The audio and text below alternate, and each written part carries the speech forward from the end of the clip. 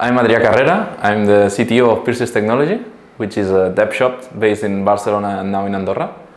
And we basically do blockchain projects since 2019. And we've been working with XRP Ledger pretty recently with very cool projects such as the EVM Sidechain and some central banks' institutional work. So we've been working on the EVM Sidechain for almost 2 years now. And there are many reasons why do we need the EVM sidechain. I would say the first one is because we are opening the programmability doors on the XRP Ledger. XRP Ledger has not been able to be programmed. You cannot deploy smart contracts on the XRP Ledger in his entire lifespan. And now we are opening the doors for that to be possible. So with the EVM sidechain, we are enabling the ability for anyone who's holding XRP to move the XRP on the EVM sidechain without putting self-pressure on the XRP and start interacting with the EVM ecosystem. EVM ecosystem, it's huge, it's become the standard, and nowadays all the cryptocurrencies and all the blockchains in the crypto space are building in EVM. So there's incredible opportunities for everyone who's building on the EVM right now. So the EVM sidechain opens the doors for lots of dApps that are already being built outside the XRPL ecosystem. With this EVM sidechain, people will be able to interact with all these dApps. This includes DeFi, this includes metaverse games, NFT marketplaces, and all the cool stuff that's going outside. Now, with it's EVM compatible, anyone will be able to port their own dApps that are already being built, such as Aave Protocol, Uniswap, and all these, and put that on the EVM sidechain, and everyone will be able to interact with them.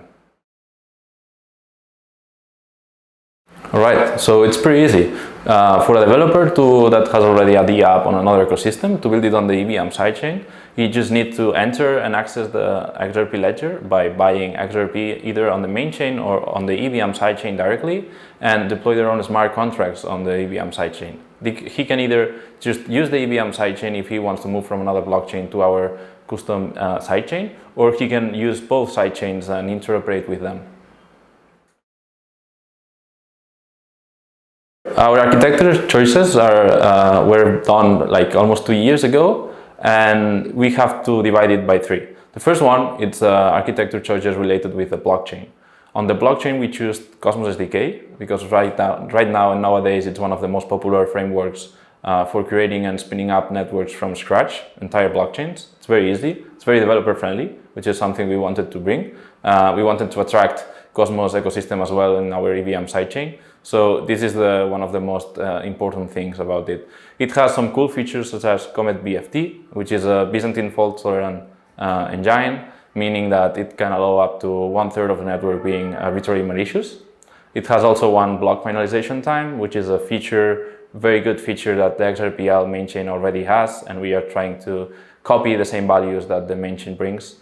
It allows us to support up to 1K TPS on the EVM layer, which is an incredible amount of transactions per second processed, also very, very similar as the main chain.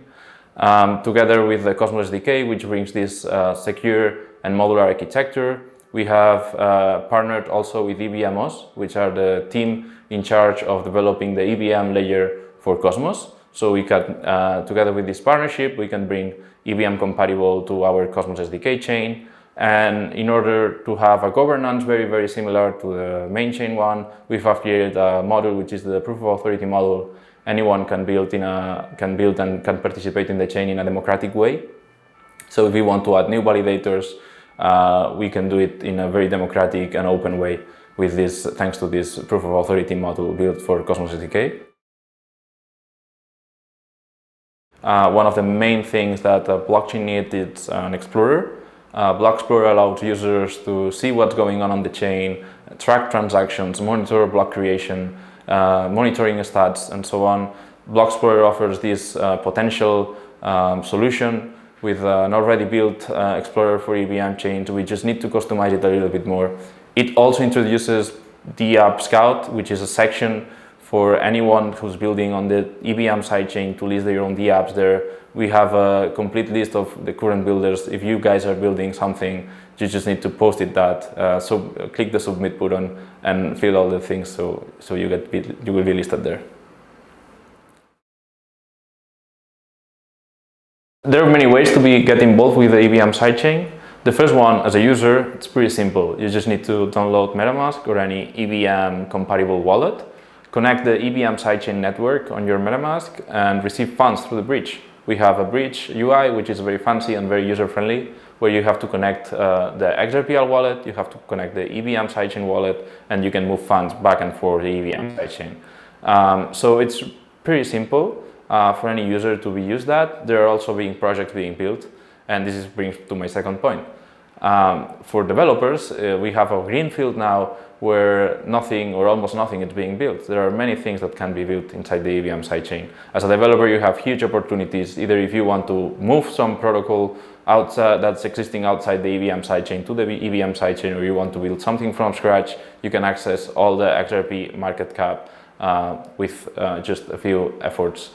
And as an infrastructure operator, you can run a validator, or you can run an API node, for example.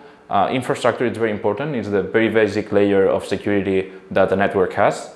And if you want to run a node, this node can either be an API if you want to serve public information to anyone requesting that. If you want to run a validator and help on the network security and consensus, you can already do that by spinning up your validator and creating a request on Discord.